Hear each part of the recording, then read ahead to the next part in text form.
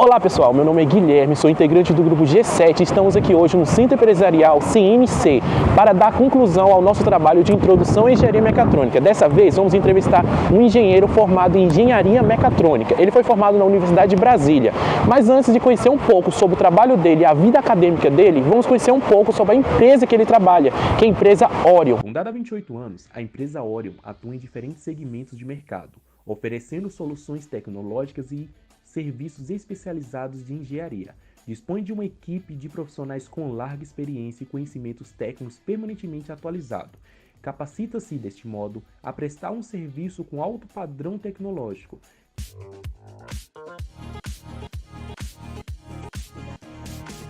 Meu nome é Anael, ingressei na UNB em 2009 e concluí o curso em 2015, né? Eu fiz o curso de Engenharia de Controle e Automação, Mecatrônica, né? Como o pessoal gosta de falar na UNB. Você pode me falar um pouco sobre a sua trajetória acadêmica? Quais foram as etapas e desafios que você passou, que mais te marcaram? Inicialmente, assim, para mim foi um mundo muito novo, né? Vindo de uma cidade interior e conhecendo Brasília, tudo bem maior, né? Então, assim, tive muita dificuldade inicialmente por estar numa cidade que eu não conhecia a cidade, eu não sabia andar e tudo, e morava relativamente longe, né? Na época eu morei em Taguatinga quando vim para cá, então eu tinha muita dificuldade nessa parte de transporte e me adaptar na cidade, mas isso foi superado rapidamente.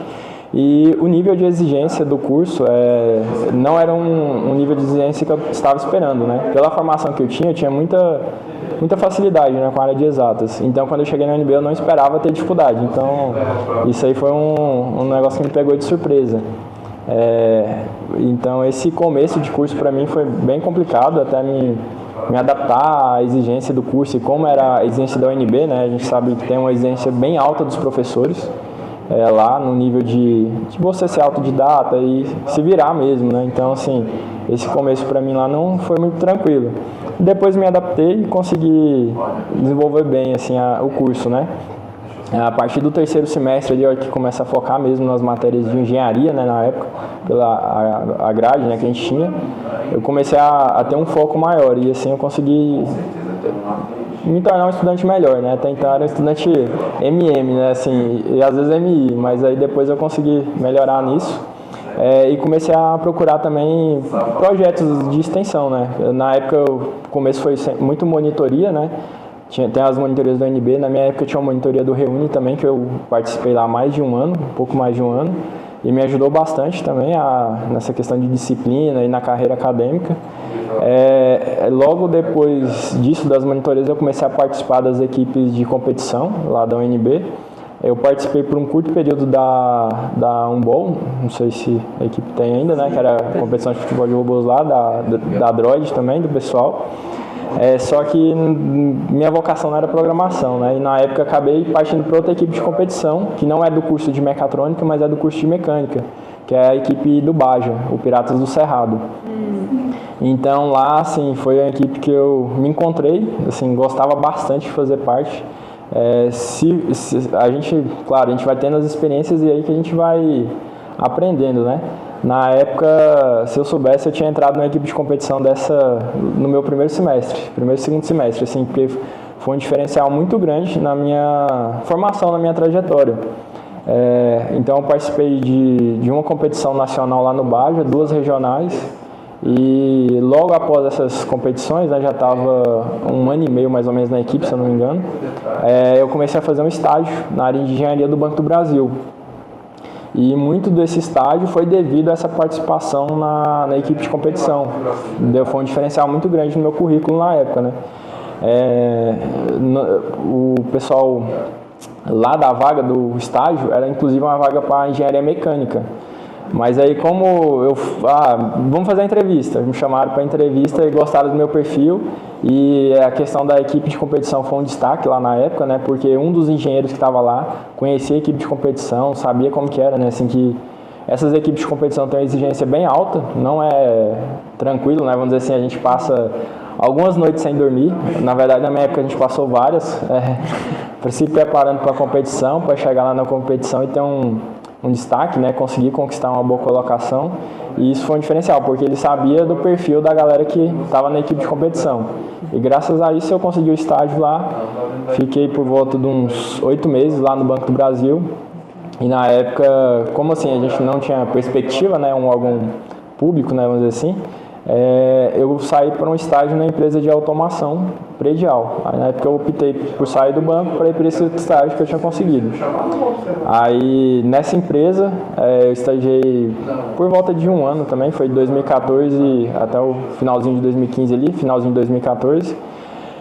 E lá eu me formei, estava lá nessa empresa e continuei trabalhando lá, depois de formado, né? Minha trajetória acadêmica foi assim, né? E como na engenharia nada é fácil, eu entrei em 2009 e acabei saindo em 2015, né? Levei um ano a mais aí para formar do que o previsto, pelos percalços aí da vida acadêmica, né? Agora falando mais sobre sua vida profissional, poderia falar pra gente qual o seu papel específico aqui na empresa? Hoje eu estou como coordenador de automação, então meu foco é nesse prédio aqui, nesse complexo que a gente está hoje, né, que é o CSNC, mas acaba que eu tenho algumas atribuições de ajudar em projetos de automação. Quando surgem novos projetos, na questão de fazer orçamento, de pensar no projeto, nas soluções que vão ser adequadas, né, hoje o pessoal me procura para dar esse suporte aí nessa área.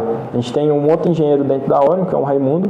Ele acaba que eu trabalho muito do lado dele para a gente nesse desenvolvimento de novos projetos. Mas a maior parte do meu tempo hoje a gente está focado nesse prédio aqui, na manutenção e operação dele. Qual o maior projeto que você já fez? Pode ser algum projeto que tenha sido fora da empresa também, assim. De maior, de complexidade, acho que foi a obra que eu participei do hospital aqui em Brasília.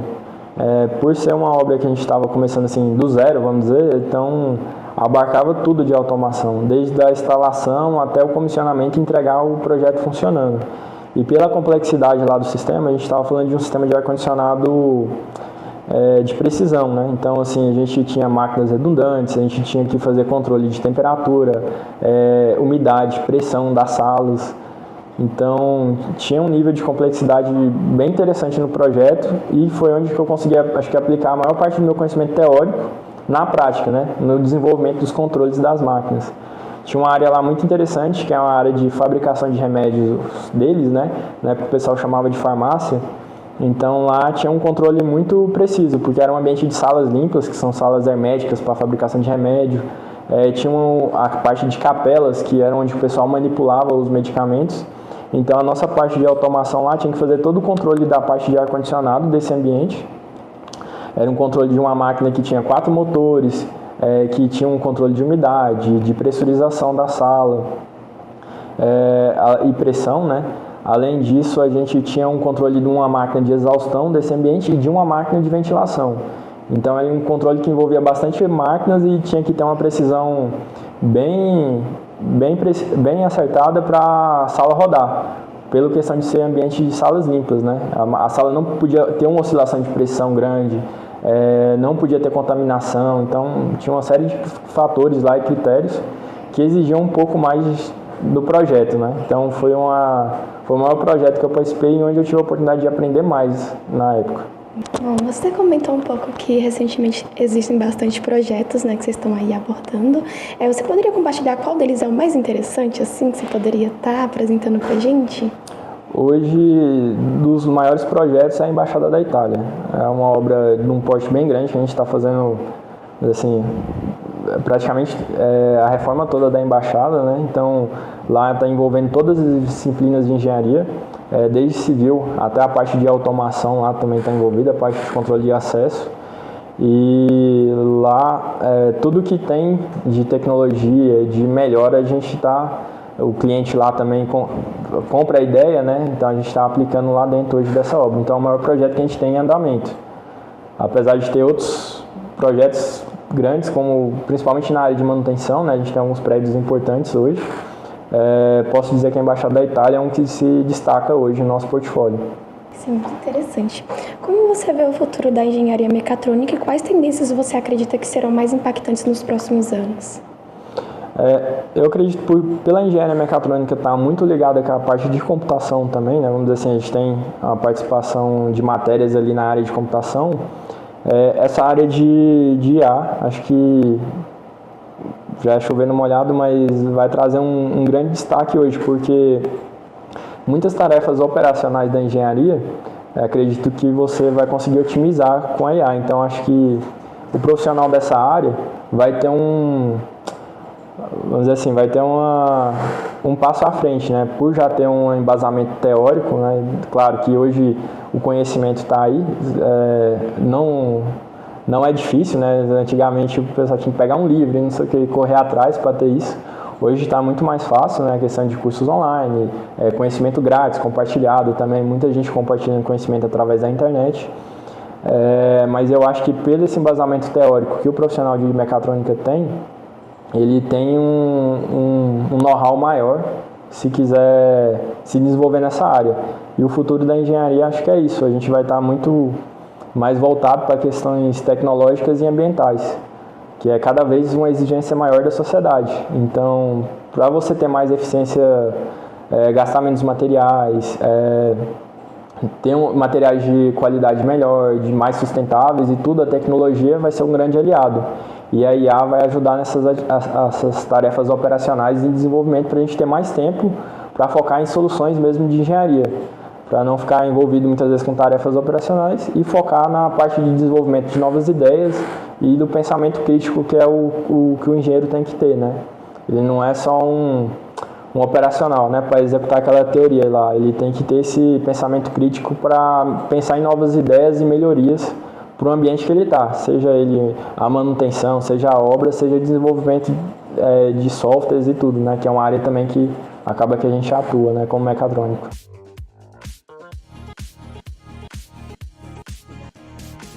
Bom, prazer, eu me chamo Felipe. Eu entrei em engenharia mecatrônica em 2016, no primeiro semestre, e me formei em 2023, também no primeiro semestre. Direcionando agora as perguntas para a sua vida acadêmica aqui na UNB, poderia nos dizer o que te motivou a escolher o curso de engenharia mecatrônica? Então, inicialmente, quando eu estava me formando no ensino médio, eu tinha escolhido o curso de redes, engenharia de redes e comunicação. Fiz o PAS para redes e tudo mais, e quando eu fui fazer o Enem, eu descobri que existia o curso de engenharia mecatrônica. Eu nunca tinha ouvido falar sobre ele, ninguém nunca tinha me falado, não conheci ninguém que tinha feito. Eu vi lá nas escolhas e fui pesquisar, o nome me chamou a atenção, fui pesquisar, e aí eu descobri que tinha esse curso, que era muito mais focado em eletrônica do que a parte de redes, né? Tinha também computação e tinha a parte de mecânica. E aí quando eu vi isso, eu percebi que era muito melhor para mim esse curso do que o de redes, porque eu sempre gostei muito mais dessa parte de eletrônica, de, enfim, montar robô, essas coisas, então eu acabei indo mais para esse curso. Certo. Ainda dentro dos seus 2 primeiros anos aqui como engenharia mecatrônica, você entrou em algum projeto, seja ele empresas juniores ou alguma equipe de competição? Não. Desde o início, acho que a partir do segundo semestre, quando eu tive mais contato com o pessoal da mecatrônica, que eu vi a galera falando das equipes, de projetos, eu tentei fazer parte, mas eu nunca consegui. O primeiro projeto que eu fui entrar foi em 2019, já era o meu 4º ano já, que foi o Ereco, né, que tô até com a blusa do Ereco hoje, que eu inclusive faço parte dele até hoje, já tem uns quase 5 anos que eu faço lá, parte do projeto, que não é nem equipe de competição e nem empresa júnior, é um projeto de extensão, é um laboratório de pesquisa, né, que a gente faz pesquisas relacionadas à robótica e à educação. Esse foi o primeiro que eu fui entrar, já tinha 4 anos de curso já. Na sua opinião, de que maneira esses projetos contribuem para o desenvolvimento acadêmico e profissional dos membros, de pessoas assim que participam desses projetos? Claro. Falando em geral, né, dos projetos, considerando tanto as equipes, a empresa júnior e também os projetos de extensão, a gente consegue colocar em prática ali o que a gente vê nas aulas. Então, assim, muitas vezes você está estudando alguma coisa e ao mesmo tempo está colocando aquilo em prática, então você consegue engajar melhor nos estudos, entender melhor aquilo, ir melhor nas matérias por causa disso. E também, tanto dentro das equipes e de tudo, acaba que você tem uma parte acadêmica, você tem que fazer relatórios, você tem que publicar artigos, você tem que fazer essas coisas obrigatoriamente para seguir o projeto, né? Sempre tem que ter isso. Então você acaba aprendendo a escrever artigos, escrever documentos acadêmicos que mais para frente você vai precisar, conhecimentos que você vai precisar para quando você for fazer o seu TCC. Você acaba desenvolvendo isso mais cedo e é muito bom, porque quando você chega no TCC você tem tanta coisa para fazer que o tempo é curto para você aprender a fazer essas coisas tão rápido ali. Qual professor você destacaria assim, durante todo o curso, durante todo esse trajeto na UNB? Então, no meu laboratório que eu trabalho até hoje, né, eu tenho 3 professores orientadores, que é a professora Carla Coic, professor Jones, eu acredito que vocês ainda não sei se já conhecem, o Jones Yudi, e a professora Diane Magalhães. A professora Carla é do SIC, o professor Jones é da mecânica, mas ele dá aula para mecatrônica especificamente, e a professora Diane é da mecânica. Eles são ótimos professores, já tive aula com todos eles, e ótimos orientadores, sempre estão com a gente. Eles dão, lá no laboratório, eles dão a nossa, digamos assim, eles deixam a gente tomar conta do laboratório, né? As pessoas que são mais antigas lá, eles dão as responsabilidades pra gente, mas eles também sempre estão ali para ajudar a gente o tempo todo. A gente fala com eles o tempo todo, sempre estão orientando a gente. São muito acessíveis, muito tranquilos. E além deles, eu diria, eu tenho um outro professor que agora ele é orientador da UBLU, que é o professor Possebon, Adriano Possebon. Também é sensacional, eu conheci ele quando ele entrou quando ele começou a ser professor da graduação, ele ainda estava fazendo mestrado na época, alguns anos atrás. E ele sempre foi um dos professores mais atenciosos, mais tranquilos, que também nunca foi muito carrasco com os alunos, sempre ensinou muito bem, cobrou aquilo que ensina e sempre esteve disponível para os alunos. Então, são professores assim que eu considero exemplos. Deixa eu te perguntar, o seu estágio obrigatório, né? Onde foi e qual a sua opinião sobre estágio, nessa questão? Certo. Eu fiz estágio na Polícia Federal por mais ou menos um ano, na verdade foram 2 semestres. Foi um estágio muito bom para mim, assim, coisas que eu nunca tinha tido contato dentro da UNB, coisas mais burocráticas, digamos assim, realmente de um emprego, eu tive contato lá. Foi muito enriquecedor ter participado, ter feito o estágio. É estágio obrigatório, né? Todo mundo vai ter que fazer em algum momento. Eu sei que muitas engenharias não têm estágio obrigatório, o que eu acho meio errado. Eu acho que deveria ter, porque é muito importante, é muito bom fazer estágio. Então, para mim, foi uma experiência sensacional. Assim, só uma curiosidade, você atuava na Polícia Federal como engenheiro mecatrônico mesmo? Sim, eu entrei no setor de perícias eletrônica e audiovisual. Então a gente fazia perícia em dispositivos eletrônicos. O que tinha muito lá, que eu acho que todo mundo já viu, eram aqueles dispositivos que a galera bota em caixa eletrônico para roubar dados de cartão. Então tinha muito isso para fazer perícia. A gente fazia perícia de câmeras, né, audiovisual, pegava som, fazia reconhecimento facial. Então mexia muito com a parte eletrônica e também com a parte de programação. Foi bem legal. Em relação, você pretende fazer ou está fazendo algum outro curso ou pós-graduação em mecatrônica mesmo? Atualmente eu estou fazendo mestrado aqui na UNB em sistemas mecatrônicos, lá na FT mesmo, que é uma especialização de mecatrônica, especificamente. Olá pessoal, nós somos o grupo G7 e estamos aqui hoje para dar conclusão ao nosso trabalho de introdução em engenharia mecatrônica. Foi um longo percurso, foi 3 vídeos gravados, cada um trazendo uma coisa nova de engenharia mecatrônica, e vamos dar uma conclusão de modo geral aqui do trabalho e da parte 3 das entrevistas.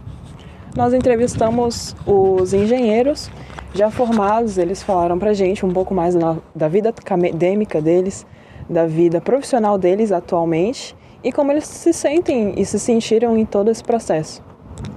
Bom, a entrevista com o engenheiro Anael Tavares foi uma entrevista muito didática e foi uma entrevista muito que a gente adquiriu um conhecimento enorme e foi possível, né? Descobrir como é a mecatrônica nos mercados por aí, e isso foi muito interessante.